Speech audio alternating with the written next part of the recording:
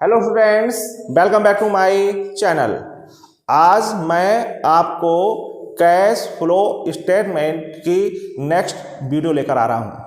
इसमें मैं आपको सिखाने वाला हूं cash flow from investing activities.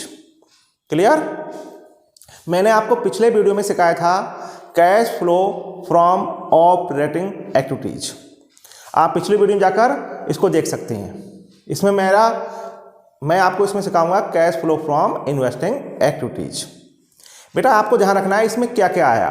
Cash flow from investing activities में क्या क्या आता है? Non current assets.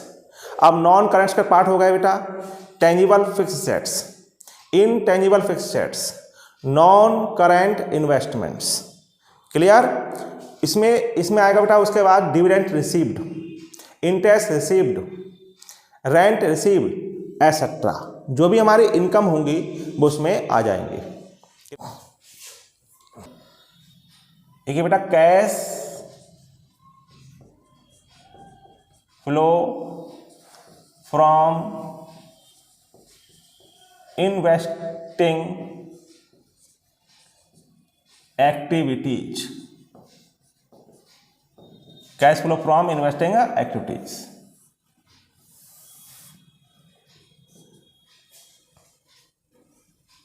पहले लिखेंगे बेटा आप purchase of tangible fix assets, purchase of tangible fix assets. किसमें लिखेंगे बेटा? परचेज माइनस में ब्रैकेट में माइनस वाली चीजें ब्रैकेट में आ रही है बेटा। Purchase of intangible fixed assets,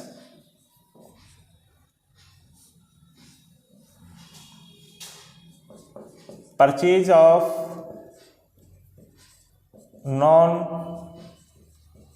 current investment।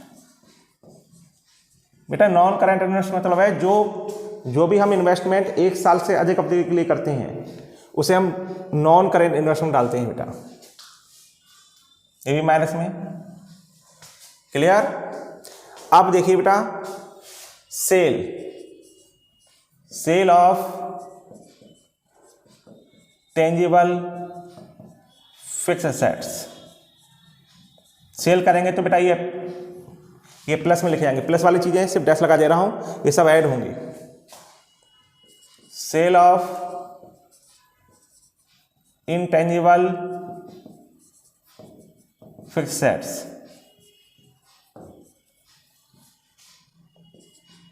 sale of non current investment,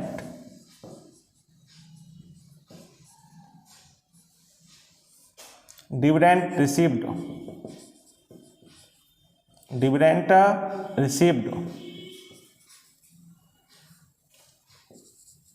interest received,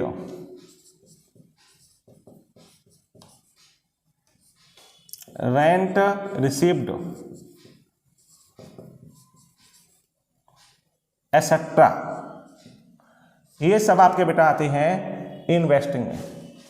इनको सबको हम हल करेंगे, प्लस वाले मतलब माइनस वाले ऐड करेंगे, फिर प्लस वाले ऐड करेंगे, प्लस में से माइनस को माइनस कर मतलब प्लस वाले में से माइनस जो अधिक होगा उसको मतलब लिख देंगे। क्लियर? तो जो आएगा बेटा आंसर आएगा हमारा वो आएगा नेट कैश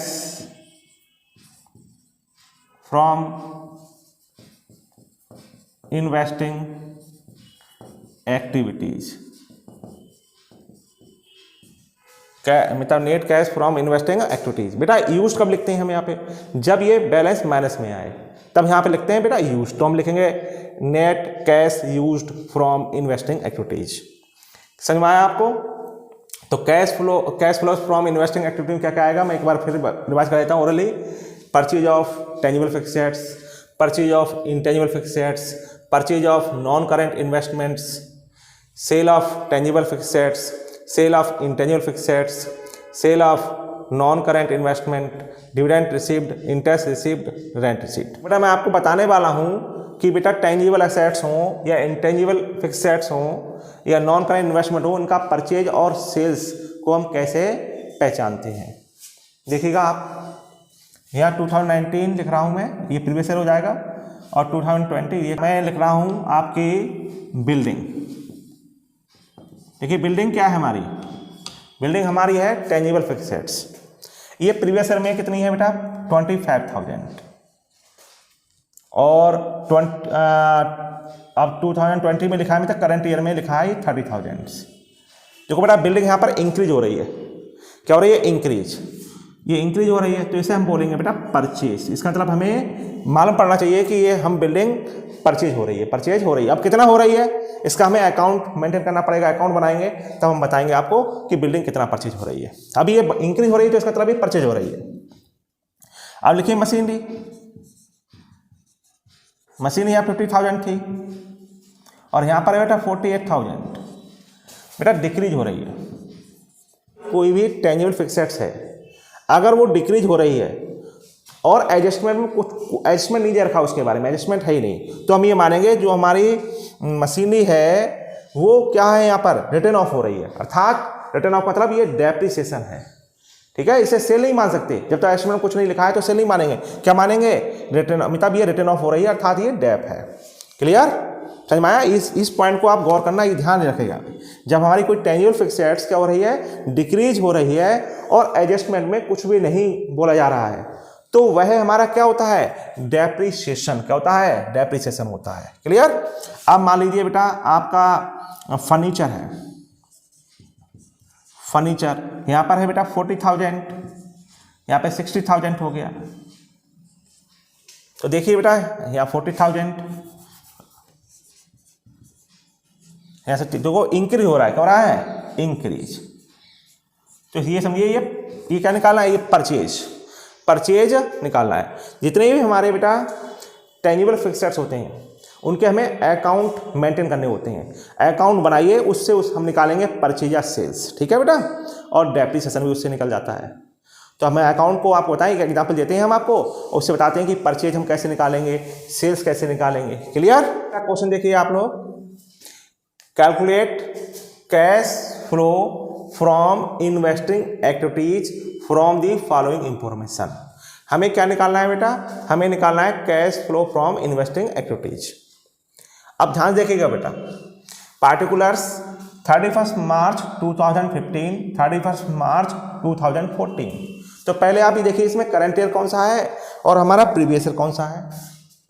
तो बेटा ये हमारा हो गया प्रीवियस ईयर और ये हमारा हो गया करंट ईयर, क्योंकि जो, ठीक है, प्रीवियस ईयर कौन सा हो गया 2014 और करंट ईयर हो गया 2015। अब देखिए ध्यान से देखिए आप लोग, investment in shares of मीको limited, ये क्या है, ये बेटा बोलेंगे इसे हम नॉन करेंट इन्वेस्टमेंट। क्या बोलेंगे, इन्वेस्टमेंट किस में है बेटा, इन्वेस्टमेंट है इन शेयर्स, अर्थात इन पर हमें मिलेगा डिविडेंड। क्या मिलेगा, हमारा इन्वेस्टमेंट इन शेयर्स है तो हमें क्या मिलेगा, हमें मिलेगा बेटा डिविडेंड। क्या मिलेगा, इन पर डिविडेंड मिलेगा। अब देखिए बेटा इन्वेस्टमेंट हमारा था 2014 में 8 लाख, मतलब 8 लाख, और 15 में कितना हो गया, 2015 में हो गया 18 लाख, मतलब 18 लाख। कितना इंक्रीज हुआ, 10 लाख रुपए का हमारा इन्वेस्टमेंट इन शेयर्स इंक्रीज हो गया। क्लियर। तो ये क्या हुआ, कैश आउटफ्लो, क्या हुआ, ये माइनस में लिखा जाएगा। लेकिन इस पर बेटा अगला पॉइंट, ये पॉइंट क्लियर हुआ आपको, ठीक है। अगला पॉइंट देखिए बेटा, 12% लॉन्ग टर्म इन्वेस्टमेंट, इन्वेस्टमेंट ये प्रीवियस ईयर में कितना था बेटा, प्रीवियस ईयर में था 5 लाख का, अब 15 में कितना हो गया 1,50,000। अर्थात हमने लॉन्ग टर्म इन्वेस्टमेंट को, या ये डिक्रीज हो रहे हैं, तो इसका मतलब हमने जो डिक्रीज हो रहा है इसका अर्थ है, इसका मीनिंग ये हुआ कि हमने ये सेल किए हैं। क्या किए हैं, सेल किए हैं। ये बेटा अपने आप में एक एडजस्टमेंट होता है, ये लिखा है 12% लॉन्ग टर्म इन्वेस्टमेंट। इसका अर्थ ये है जो हमने इन्वेस्टमेंट किया है उस पर हमें इंटरेस्ट मिलेगा 12% की रेट से। तो याद रखिए जो हम इन्वेस्टमेंट करते हैं उन पर हमें क्या मिलता है बेटा, इंटरेस्ट मिलता है। तो interest received. Plant and machinery previous में थी 4 लाख की, अब कितनी हो गई बेटा 6 लाख की। तो ये 2 लाख की इंक्रीज हो रही है। जब इंक्रीज हो रही है तो आप समझ जाइए हमें परचेज हो रहा है। गुडविल 2014 में थी 40,000 और 2015 में हो गई 1,20,000। देखो ये भी इंक्रीज हो रही है। अगर इंक्रीज हो रही है गुडविल तो ये परचेज कहलाएगी, अगर ये डिक्रीज हो रही है तो कहलाएगी रिटर्न ऑफ। और जब ये रिटर्न ऑफ कहलाएगी तो हो गया हमारा नॉन कैश आइटम्स का। तो कहाँ जाएगा नॉन कैश आइटम, ऑपरेटिंग में, ऑपरेटिंग एक्टिविटीज में। एडिशनल इंफॉर्मेशन देखिए 9% dividend was received from Mico limited. Dividend को मिलेगा क्योंकि हमने इन्वेस्टमेंट किया था in shares. A machine costing ₹50,000, depreciation provided thereon ₹15,000। ये डेप्रिसिएशन किसका है, जो हमने मशीन में सेल कर रहे हैं उसका। Was sold for 40,000। Depreciation charged during the year was 55,000। ये डेप्रिसिएशन फॉर द ईयर है। याद रखिएगा कि ये पहले मैं इसी पॉइंट को डिस्कस करता हूं, सेकंड वाले पॉइंट को डिस्कस करता हूं। ए मशीन कॉस्टिंग कितनी है बेटा 50,000। डेप्रिसिएशन प्रोवाइडेड देयर ऑन कितना है 15,000। मतलब इस पर जितने ये यूज किया है उसका डेप उस अवधि का चार्ज उस डेप था 15,000। ये कितने बेच दिए बेटा, ये बेच दिए हमने 40,000 में। तो याद रखिए प्रॉफिट एंड लॉस निकालने के लिए पहले हमें पता होना चाहिए उसकी बुक वैल्यू, जो हमने फिक्स एसेट सेल की है, मतलब टेंजिबल फिक्स एसेट जो सेल किया है पहले उसकी हम बुक वैल्यू पता होना चाहिए। तो बताइए जो हमने मशीन की कॉस्ट कितनी है 50,000, ये हमने सेल की है तो इसकी पहले बुक वैल्यू ज्ञात की है। बुक वैल्यू ज्ञात करने के लिए क्या करेंगे हम, जो डेप्रिसिएशन लिखा है प्रोवाइडेड देयर ऑन कितना 15,000, तो 50,000 में से हम 15,000 माइनस करेंगे तो बुक वैल्यू कितनी आएगी मशीन की 35,000।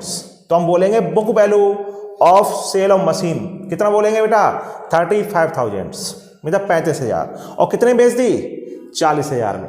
बुक वैल्यू है 35,000 और सेल है 40,000। तो बेटा तो हमें होगा प्रॉफिट, क्योंकि सेलिंग प्राइस मोर है किससे, बुक वैल्यू से। तो क्या होता है, selling price more than book value is called profit. और अगर selling price less than book value है तो लॉस कहलाता है, लॉस ऑन सेल। ये डेप्रिसिएशन ड्यूरिंग द ईयर है। समझ में आया आपको। तो प्रॉफिट एंड लॉस निकालने के लिए हमें क्या पता होना चाहिए, पहले बुक वैल्यू। बुक वैल्यू जब आ जाएगी तो हम बोलेंगे बेटा book value of sale of machine कितना बोलेंगे 35,000। अब एक पॉइंट देखिए बेटा, अब मैं शुरू से बता देता हूं आपको, ध्यान से देखिएगा। लिखा है बेटा 9% dividend was received from Mico limited. ये 9% डिविडेंड हम किस पे निकालेंगे। अब देखिए बेटा दो बैलेंस लिखे हुए हैं, एक प्रीवियस ईयर का एक है करंट ईयर का। सबसे ज्यादा कंफ्यूजन होता है सर कौन से बैलेंस पे निकालें हम ये डिविडेंड।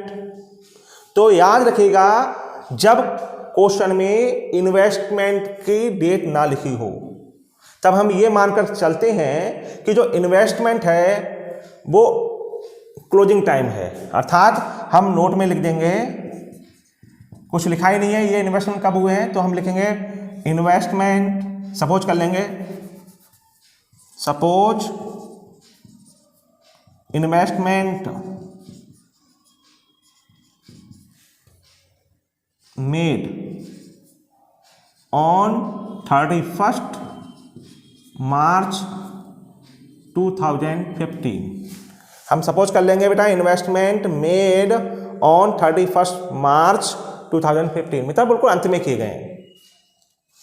तो कितना इन्वेस्टमेंट किया हो गया, देखो पहले हमारे पास कितना था 8 लाख, करंट ईयर कितना हो गया 18 लाख, तो कितना इंक्रीज हो रहा है बेटा 10 लाख। तो 10 लाख का जो इन्वेस्टमेंट है वो 31 मार्च 2015 को किया गया होगा। तो इस पर हमें डिविडेंड नहीं मिलेगा। क्वेश्चन में अगर कुछ ना लिखा हो, डेट ना लिखी हो कि इन्वेस्टमेंट कब किया गया है, तो हमेशा ओपनिंग बैलेंस पर निकालिए। क्या निकालिए, ओपनिंग बैलेंस पर। तो हम क्या मानेंगे बेटा, हम इस पर डिविडेंड, ये ओपनिंग बैलेंस है, तो 9% dividend was received from Mico limited, किस पे निकालेंगे बेटा 8 लाख का, 8 लाख का निकालेंगे 9%। तो हम लिखेंगे यहाँ पे देखो dividend received, dividend received, dividend received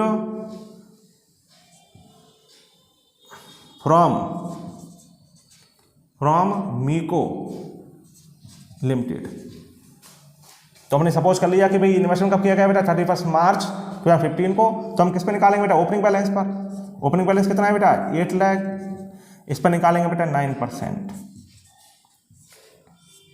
ये आएगा बेटा 72,000, 72,000 आएगा। ये डिविडेंड रिसीव्ड हो गया। अब बताओ ये कहाँ कहाँ लिखा जाएगा। कैश फ्लो स्टेटमेंट बना रहे हैं तो इसे हम कहाँ शो करेंगे। तो बेटा ये हमारा हुआ नॉन ऑपरेटिंग इनकम्स। क्या हुआ नॉन ऑपरेटिंग इनकम्स हुआ। तो पहले जाएगा ये ऑपरेटिंग में, वहाँ ये माइनस होगा और फिर जाएगा इन्वेस्टिंग में। इन्वेस्टिंग में ये प्लस होगा, इन्वेस्टिंग में ये प्लस होगा। क्लियर। आप देखिए 12% लॉन्ग टर्म इन्वेस्टमेंट, प्रीवियस में कितने थे बेटा इन्वेस्टमेंट में 5 लाख थे, अब कितने हो गए बेटा करंट ईयर में 1,50,000। तो ये कम हो रहे हैं, डिक्रीज हो रहे हैं, अर्थात हमने इन्वेस्टमेंट सेल किए हैं। लेकिन इस पर जो इंटरेस्ट निकलेगा, इंटरेस्ट हम ये इसमें भी मान के चलेंगे investment sold, investment sold on 31 मार्च 2015। जब डेट लिखी ही नहीं है तो हम ये मानेंगे जो इन्वेस्टमेंट सोल्ड किए हैं वो 31 मार्च 2015 में सोल्ड किए हैं। तो यहां पर जो इसका इंटरेस्ट निकालेंगे, क्या निकालेंगे interest, interest received on investment. किस पे निकालेंगे बेटा ओपनिंग बैलेंस पर। इंटरेस्ट ऑन इन्वेस्टमेंट, इन्वेस्टमेंट्स बताइए किस पे निकालेंगे ओपनिंग बैलेंस। ओपनिंग बैलेंस कितना है हमारा 5 लाख, ये वाला ओपनिंग बैलेंस है, इस पे निकालेंगे। तो ये हो जाएगा बेटा 60,000, 60,000। ये भी हमारा नॉन ऑपरेटिंग इनकम हुआ। नॉन ऑपरेटिंग इनकम पहले लिखा जाएगा ऑपरेटिंग में, उसके बाद आएगा इन्वेस्टिंग में। ठीक है, इनका भी इसमें 2 जगह लिखा होगा। क्लियर हुआ आपको, समझ में आ गया। जब आपके क्वेश्चन में ये ना कहा जाए कि हमने जो इन्वेस्टमेंट किए हैं या सेल ऑफ इन्वेस्टमेंट किया है, कब किया है, तो याद रखिएगा जो भी हम डिविडेंड, तो हम ये मानते हैं लास्ट डेट को किया, लास्ट डेट को किया, जिस दिन हम अकाउंट क्लोज कर रहे हैं उसी डेट को हमने इन्वेस्टमेंट किया है। तो जो डिविडेंड होगा, इंटरेस्ट होगा, वो हमेशा ओपनिंग बैलेंस में निकालना चाहिए, ओपनिंग बैलेंस पर। और डेट लिखी हुई है तो वैसे क्वेश्चन जैसा बोलेगा तो हम वैसा करेंगे। तो हम आपको पहले बना के दिखाते हैं इसका वर्किंग नोट। क्या बना के दिखाते हैं, वर्किंग नोट बना के दिखाते हैं। अब ये तो आपको समझ में आ गया होगा क्योंकि इन पर डेट नहीं होता है बेटा, तो हम सीधा बोल सकते हैं। लेकिन इनका हम आपका अकाउंट देख लीजिए बेटा, इन्वेस्टमेंट कितने के सोल्ड किए हैं ये आप मानेंगे। देखो बेटा यहाँ पर हम सीधे से बोल देंगे, नोट में याद रखिएगा, ये नोट में लिख देता हूं मैं। यहाँ पर क्या लिखेंगे आप, ये इन्वेस्टमेंट कितने इंक्रीज हो रहे हैं, इन्हें तो हम बोलेंगे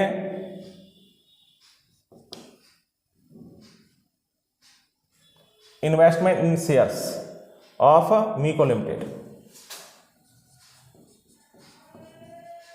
investment in shares of मीको limited. सीधे सीधे ऐसे निकालेंगे बेटा कि उनको टैप नहीं होता है। तो जो करंट ईयर में कितने बेटा 18 लाख, इसमें से प्रीवियस का 8 लाख माइनस कर देंगे, तो बेटा हम बोलेंगे 10 लाख रुपए। इसका अर्थ हमने हमारे जो इन्वेस्टमेंट इन शेयर्स कितने पे इंक्रीज हुए हैं 10 लाख के, तो ये हमारा इंक्रीज है।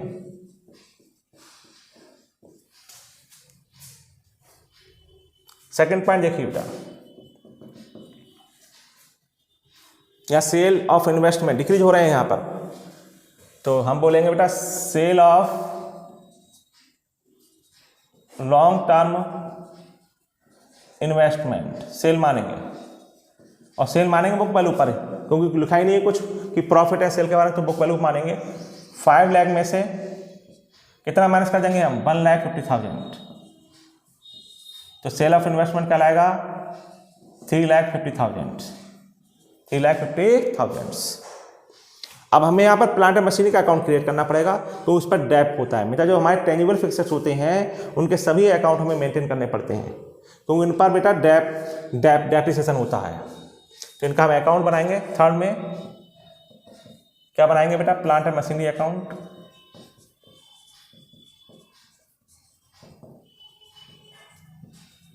बेटा ये हमारे टेंजिबल फिक्स्ड एसेट्स होते हैं बेटा, ये दो प्रकार से बनते हैं बेटा, at cost or at written down value. तो बेटा ये किससे बनेगा, plant and machinery account at book value, at book value या written down value, written down value से बनेगा। ठीक है, रिटन डाउन वैल्यू से क्यों बनेगा, क्योंकि इसका डेप फॉर द ईयर मालूम है, ये डेप दे रखा है, डेप फॉर द ईयर दे रखा है ये, इसलिए बनेगा बेटा रिटन डाउन वैल्यू से। देखिए कैसे अकाउंट बनाएंगे इसका, प्लांट एंड मशीनरी अकाउंट, देखिए प्लांट एंड मशीनरी अकाउंट। और ध्यान देखिए बेटा, जितनी भी एसेट्स होती हैं उनका ओपनिंग बैलेंस कहाँ पड़ता है, ओपनिंग बैलेंस कौन सा कहलाएगा, जो प्रीवियस ईयर का है वो बेटा ओपनिंग बैलेंस, और करंट ईयर का है वो क्लोजिंग बैलेंस। तो ओपनिंग बैलेंस, जितनी भी एसेट्स होती हैं हमारी बेटा, जितनी भी टेंजिबल हो इंटेंजिबल हो, उनका ओपनिंग बैलेंस हमेशा डेबिट में पड़ेगा, क्लोजिंग बैलेंस क्रेडिट में पड़ेगा। तो प्लांट मशीनरी अकाउंट बना रहे हैं तो इसका opening balance to balance BD, कितना ओपनिंग बैलेंस है, ध्यान देखिएगा आप लोग, इसका ओपनिंग बैलेंस है बेटा 4 लाख, तो हमने 4 लाख दिया। क्लोजिंग बैलेंस यहाँ पे लिख देंगे बेटा CD में, अभी नहीं लिखेंगे, पहले इसमें देखिए, A machine costing 50,000 depreciated provided thereon कितना है बेटा 15,000 है। ठीक है, बास सोल्ड फॉर ₹40,000, मतलब हमने 40,000 में सेल कर दी मशीन। तो बेटा मशीन को जब सेल करेंगे तो एंट्री क्या बनेगी, bank account debit to machinery account, तो वाई बैंक अकाउंट। लीजिए ये सेल्स आ गई, ये सेल हो गई बेटा 40,000। अब निकालेंगे बेटा प्रॉफिट एंड लॉस। याद रखिए, अगर लॉस होगा तो क्रेडिट में आएगा, प्रॉफिट होगा तो डेबिट में आएगा। तो पहले निकालेंगे बेटा बुक वैल्यू, मशीन की बेटा कॉस्टिंग थी 50,000, उस पर डेप्शन कितना प्रोवाइड था 15,000, तो बुक वैल्यू आई बेटा 35,000, और सेल कितने में किया है 40,000 में, तो प्रॉफिट हो रहा है, कब रहा है प्रॉफिट, तो यहाँ लिखेंगे बेटा profit on sale, profit on sale. Book value हमारी हो गई 35,000, तो प्रॉफिट हुआ बेटा 5,000, ये हो गया प्रॉफिट 5,000। अगर लॉस होता तो क्रेडिट साइड में लिखा जाता, लॉस कब होता, जब book value more than selling price. अब डेप फॉर द ईयर पड़ेगा बेटा, डेप फॉर द ईयर तभी से अकाउंट में पड़ता है जब ये बुक वैल्यू से बनना हो, बेटा रिटर्न डाउन वैल्यू से बनना हो। अगर ये एट कॉस्ट बनना है तो डेप फॉर द ईयर कभी इस अकाउंट में नहीं आएगा। तो कौन सा डेप आएगा, dep on sale of assets, sale of assets. तो यहाँ पे डेप फॉर द ईयर आएगा, तो depreciation account debit to plant machinery account, तो बाई डेप अकाउंट। ये डेप कौन सा है, फॉर द ईयर वाला, क्योंकि ये बुक वैल्यू से बनना है। अब डालेंगे closing balance, by balance CD। तो बेटा प्लांट मशीनरी का क्लोजिंग बैलेंस कितना है 4 लाख है, नहीं सॉरी क्लोजिंग बैलेंस है 6 लाख, 6 लाख है। बताइए, देखिए बेटा टोटल करिए, कौन सा टोटल अधिक लग रहा है, क्रेडिट साइड अधिक लग रहा है बेटा, तो क्रेडिट साइड टोटल कर लीजिए 596,695 टू डिफरेंस जो होगा वो बैंक के नाम से आएगा, अर्थात ये परचेज है, क्या है ये परचेज है, परचेज ऑफ प्लांट मशीनरी। तो देखिए बेटा आप 6,95,000 लाने, ये कितने हैं बेटा 4,05,000 हुए, तो 6,95,000 में से 4,05,000 माइनस कर दीजिए, तो डिफरेंस जो आएगा, डिफरेंस यहाँ लिखेंगे 2,90,000, अर्थात हमने प्लांट मशीनरी 2,90,000 की परचेज की है। क्लियर हुआ आपको। अब वर्किंग नोट हमारे पूरे हो गए। गुडविल देखिए, गुडविल डेप तो होता नहीं है, तो गुडविल को आप ऐसे ही निकाल सकते हैं। देखिए प्रीवियस कितनी थी 40,000, अब कितनी हो गई 120, तो कितनी इंक्रीज हुई बेटा 80,000 की, तो हम बोलेंगे purchase of fixed assets, purchase of fixed assets. और अगर ये डिक्रीज होती है तो बेटा रिटर्न ऑफ होती है, तो ये हमारी हो जाती है नॉन कैश आइटम। तो परचेज ऑफ गुडविल कितना बोलेंगे हम, परचेज ऑफ गुडविल बोलेंगे 80,000। तो इसका अकाउंट बनाने की जरूरत नहीं है। अब हम बनाते हैं बेटा, बनवा रहा है हमसे cash flow from investing activities, तो बनाते हैं हम, देखिए answer flow from investing activities. Question करने से पहले उसे ध्यान से पढ़ना चाहिए, और फिर आपको सभी एडजस्टमेंट को करना निकालना चाहिए कि क्या परचेज हो रहा है, क्या सेल्स हो रहा है। तो cash flow from investing activities करें, एक तरफ से स्टार्ट करें। पहले बताइए investment in shares of मीको limited increase हो रहा था, तो हम लिखेंगे बेटा यहाँ पर investment in shares, investment in shares of मीको limited, investment in shares of मीको limited. कितना इन्वेस्ट निकला देखिए बेटा, फर्स्ट पॉइंट देखिए, ये इंक्रीज हो रहा था तो ये 10 लाख, ये न्यू इन्वेस्टमेंट है हमारा, और न्यू इन्वेस्टमेंट है तो बेटा ये आउटफ्लो हुआ तो लिखेंगे माइनस में। अब देखिए बेटा नेक्स्ट, ये पॉइंट समझ में आ गया आपको। अब है 12% लॉन्ग टर्म इन्वेस्टमेंट, बेटा ये डिक्रीज हो रहे थे तो इसे लिखेंगे हम sale of 12% long term investments. तो कितने बेटा कम हो रहे थे, ये डिक्रीज कितने हो रहे थे बेटा, 3,50,000। देखो ये 3,50,000, तो ये सेल हो रहे हैं तो इन्हें हम बेटा क्या हो रहा है, इनफ्लो, कैश आ रहा है तो प्लस में लिखेंगे। ये दोनों पॉइंट क्लियर हो गया आपको। अब आया प्लांट एंड मशीनरी। देखो प्लांट एंड मशीनरी हमने परचेज किया है, क्या किया है, परचेज, तो लिखेंगे बेटा purchase of plant and machinery. इसमें लिखेंगे बेटा माइनस में लिखेंगे क्योंकि हमारा कैश आउटफ्लो हो रहा है कितना, 2,90,000। सेल भी किया है बेटा, सेल भी लिखेंगे sale of plant and machinery, plant and machinery. कितने सेल किया है, 40,000। ये प्लस में आएगा, ये बेटा ये, हाँ ये माइनस में आएगा। देखिए बेटा ये भी हो गया। अब गुडविल देखिए, गुडविल इंक्रीज हो रही है तो लिखेंगे purchase of goodwill, purchase of goodwill. कितनी इंक्रीज हो रही है बेटा, 80,000 की, तो आउटफ्लो हो रहा है तो माइनस में लिखेंगे। अब डिविडेंड की बारी आई बेटा, dividend 9% dividend was received from Mico limited. तो मैंने बोला था जब डेट नहीं लिखी होती है बेटा तो किस पे निकालते हैं डिविडेंड वगैरह, डिविडेंड हो इंटरेस्ट हो हमेशा ओपनिंग बैलेंस में निकालते हैं। तो ओपनिंग बैलेंस देखो इसका 8 लाख था तो हमने ये निकाला था, देखिए dividend received from Mico limited, dividend received from Mico limited कितना है बेटा, 72,000, प्लस में आएगा।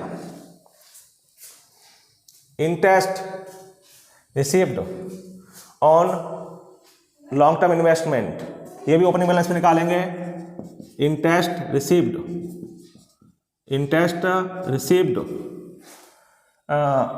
On 12% long term investment, short में लिख देता हूँ। कितना निकाला था हमने बेटा, 60,000। डेट नहीं लिखी है तो बेटा किस पे निकालेंगे, ओपनिंग बैलेंस पर, यह भी प्लस में बेटा। क्लियर। आप देखिए बेटा आंसर देखिए। अब आपको माइनस के एक तरफ काउंट करनी है, प्लस के एक तरफ काउंट करनी है। देखो माइनस के देखिए 10 लाख, 2,90,000 और 80,000। लिखिए माइनस के, लिखिए एक तरफ 10 लाख, 2,90,000 और 80,000, ये माइनस के हैं बेटा। ये कैश आउटफ्लो हो रहा है 0, 17, ये 13,70,000 ये आउटफ्लो हुआ बेटा।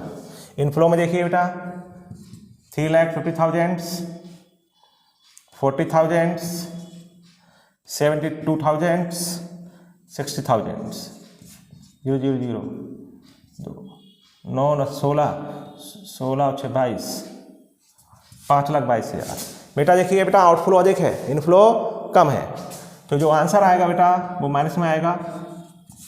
माइनस करिए 8, 4 लीजिए 8,48,000, 8,48,000 ये माइनस में आएगा।